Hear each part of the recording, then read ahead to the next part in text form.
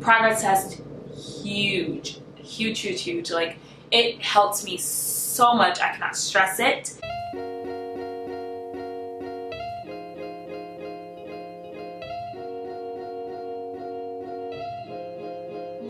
Hey guys, Oh It's Noom here, and welcome to the second episode of the CPA Tea, where I will be giving you the tea about my experiences for studying through and being a CPA and becoming a CPA and working for a Big Four public accounting firm in a major city. I currently am working for one of the Big Fours in New York City.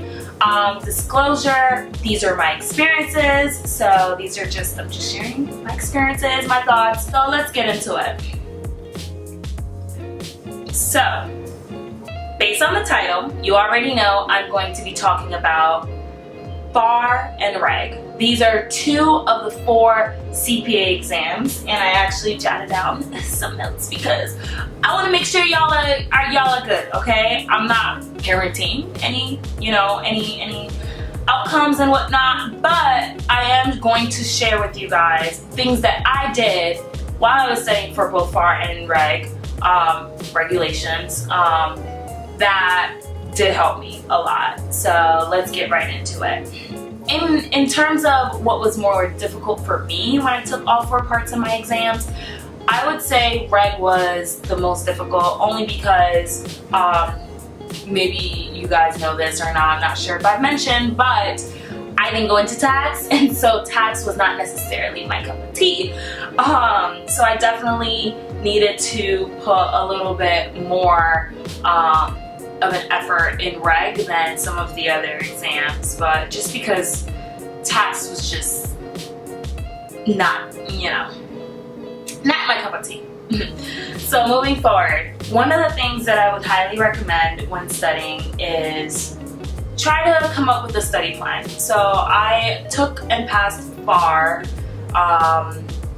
in spring of 2016. So I took and passed FAR spring 2016, and I took and passed Reg in the summer of 2016.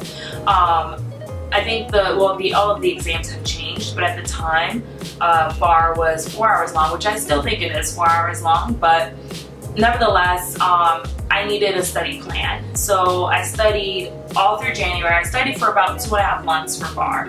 My friend and I would go to the library almost every day and tackle like a chapter. So I think I did like a chapter a week or so. I ended up actually not finishing all the chapters, so I'm just keeping it real with y'all. So I studied, most of the chapters, and then I had about like a week or a week and a half until the exam. So I knew I needed to either finish that last chapter, which was like chapter 10 or something, or B, review all the other chapters. So I chose to review all the other chapters. Just because like there were things that I had studied in like the first or second week of January, and come March, I didn't remember. Like I studied it like a month ago. So one thing that I would recommend is when using the study tool, which is what I used to study for all of my exams, the first go around when I'm going through the chapters, I'm going through the lectures and going through the book at the same time, right? So usually during these lectures they're like, highlight this, I'm highlighting this. They're like, circle this, write this, draw this arrow, I'm circling, drawing, writing, right? So I'm doing everything that they're saying, like I'm drawing these pictures, like, trying to look at or understand some of the terminologies that they're explaining and like easy ways to remember it. Because I find that when you're very engaged with the material that you're studying, you end up remembering it better. At least that's what works for me. So like I'll be, doing like a homework problem, and then I remember, this has to do with one of the jokes that the instructor told, and I start like laughing to myself because I'm like, oh my goodness, that joke was kind of whack. But I remember it, so that's all that matters. So I would definitely say like be engaged when you're going through the materials and whatnot. So that's step one that I would kind of a pointer that helped me out.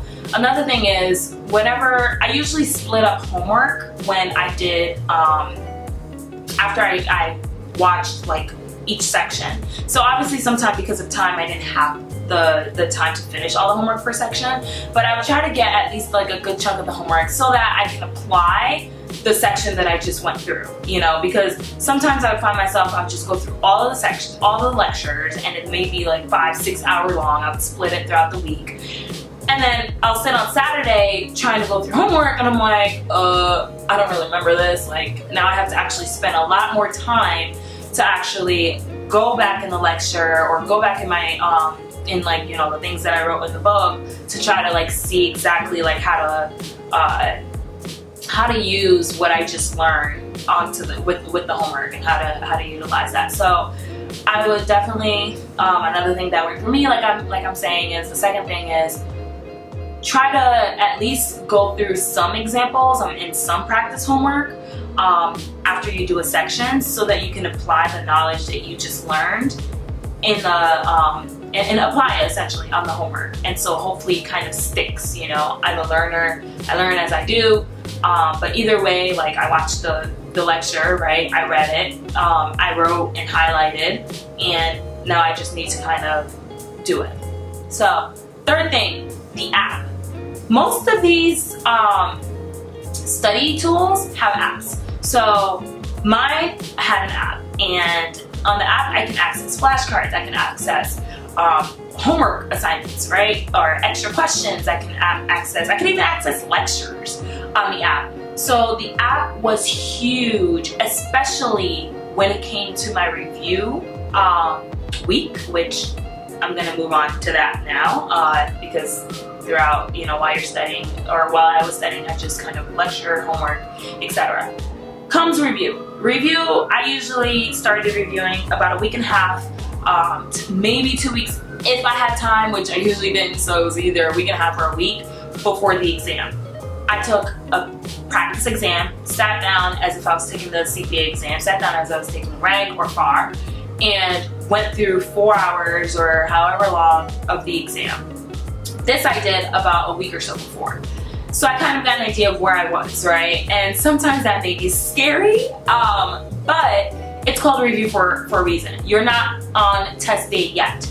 Take advantage of figuring out what you need to know and what you don't know prior to the exam, because you can actually fix it. You have time to fix it. You have time to go through and learn the topics that you may not be as strong in. So I would highly recommend that. A lot of people get discouraged when they take like a big review exam and the score is not really that good, etc. And my number one advice to that is better now than on the exam. So you know what you need to work on, go ahead and work on it. Like, take that, you know, don't feel bad or don't feel down about it. Take that energy to realize, okay, I have a week and I need to strap up to get some of this stuff done. Anyways, review week. So review week, I usually go through, because I don't really take, like, outside of the notes that they tell you to take during the lectures, I don't really take notes in like my notebook or anything like that while I'm actually going through the lecture. So I usually wait until the end, until review. So like every single day I'll start a chapter or start a section of a chapter. Usually I'll try to finish a chapter like every 1 to 2 days. And I'm not going through the lectures at this point. Like, I've already done that during my study time. This is review. So I'm reading through, reading through everything. I'm remembering like different things that they said, reading through the notes that they told me to write on the book, and I'm taking notes like separately on a notebook. I'm taking notes and I'm actually making sense of it myself and taking notes of it myself, kind of, not necessarily writing directly what the book says, but understanding the topic. And I also tend to, I used to study in my classrooms or in my room alone, so I speak out loud. So I give it my own definition and kind of explain a topic, especially if it's a topic that I'm not too familiar with. Try to explain the topic out loud or whatever, and then when I write my notes, I say it kind of in my own words. Obviously make sure that your definition's correct. But yeah, that's what I did during the week of review. And I would take a progress test. Progress test, huge. Like, it helps me so much. I cannot stress it. So I'm not saying exam. I'm not saying like the 4 or 5 hour like exam. I'm saying like a progress test, meaning you choose which chapters you want to include and you choose how many questions you'd like. So in the beginning, when I first sit down at the library or in my room, let me do a 25 question progress test, right? So let's say it's like Wednesday. Monday and Tuesday I went through chapter 1, 2, and Wednesday I'm going through chapter 3. So my progress test in the morning is I'm just going to include chapter 1, chapter 2. Like I want to continue to do exercises and multiple choice, etc. of a cumulative amount of the information that I've already reviewed. So like I'll bring in 1 and 2. And I'll do, 25 questions here and there. Okay, when I'm done, I kind of review it, then I start my study session. And throughout my study session, maybe like during a break or after a break when I come back, I'll do another progress test. 20 questions here and there. All throughout the day, I'll do like little progress tests. And at the end of, let's say Wednesday, I finished chapter 3, or even if I finished chapter 3 midday Thursday, I'll do progress tests, include 1, 2, and 3. So I continue to do it that way until I get to like the end of the chapters. And by the time I'm towards the end, I just include all the chapters. Like when I'm doing the progress test, 20, 25 questions, progress tests all throughout, multiple choice all throughout the day, here and there. Before I go to sleep, I'm on my phone, random questions going through. Like I just made it a habit to just try to pull in questions, multiple choice questions and whatnot from different chapters, so that I'm continuously studying a diversified amount of information rather than the same chapter.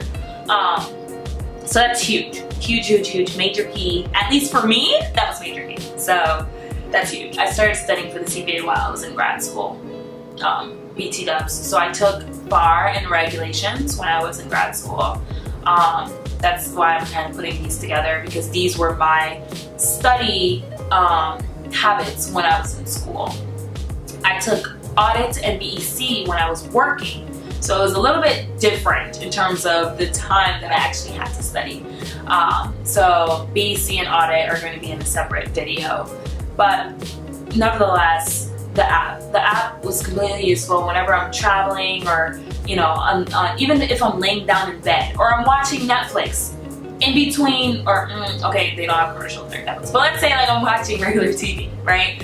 Whenever there's a commercial, I take out the app. What's that chapter that I'm not too sure about, or that I had a little bit of trouble on? Start doing like multiple choice with that in that chapter, or I'll go to like chapter 1 or 2, or like some chapter that I haven't really seen as much, so that I'm continuously making myself familiar with the information. I didn't talk about Sims too much because usually I did a lot more Sims when I was doing the homework. Like during when I'm actually studying, not review, but like prior to reviewing when I'm studying, is when I would do the Sims. I think the Sims are definitely important because multiple choice, I mean, you have the answers there, whereas like sometimes the Sims are fill in the blank. So I think that it's, you should, it's a balance, right? Not only practice your multiple choice, but also make sure when you're reviewing, you're doing Sims of other accounts and whatnot. But overall, that's kind of my tip for regulations and for bar regulations. The information changes, because of new tax law every year. And so for regulations, I would say, like, hopefully, try your best to study for and pass it in like the same period in which the information is still relevant, so that you don't have to remember, new minimum requirements and new dollar amounts, etc. So that's my one tip for regulations. But overall, when I was studying for FAR and regulations, these were my key items. I studied almost every day, along with homework and assignments and things that I had to do for school, but I studied almost every day. On the weekends, I did take breaks to make sure, because you want to make sure you're not overdoing it, and you want to make sure you're not going to the library and just studying, like you just sit down in the cube all day without getting up, without stretching or anything like that, because I don't necessarily think that's efficient. I used to take snack breaks. You know, I'll break it up into section, give myself realistic goals as to what I should accomplish, and make it so it's not miserable, and you know, try to learn and engage with the material as you're going through the material.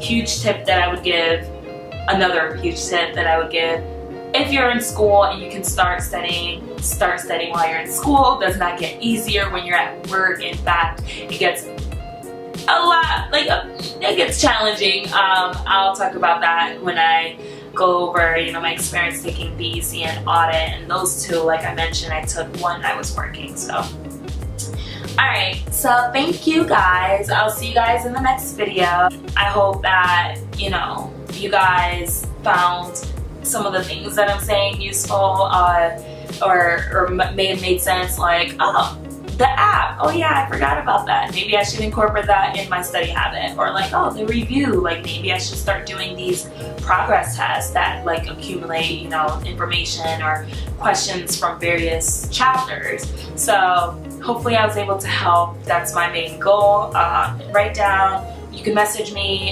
find me on Instagram or Snapchat. Instagram, oh it's new. And let me know other types of videos you guys think will be helpful.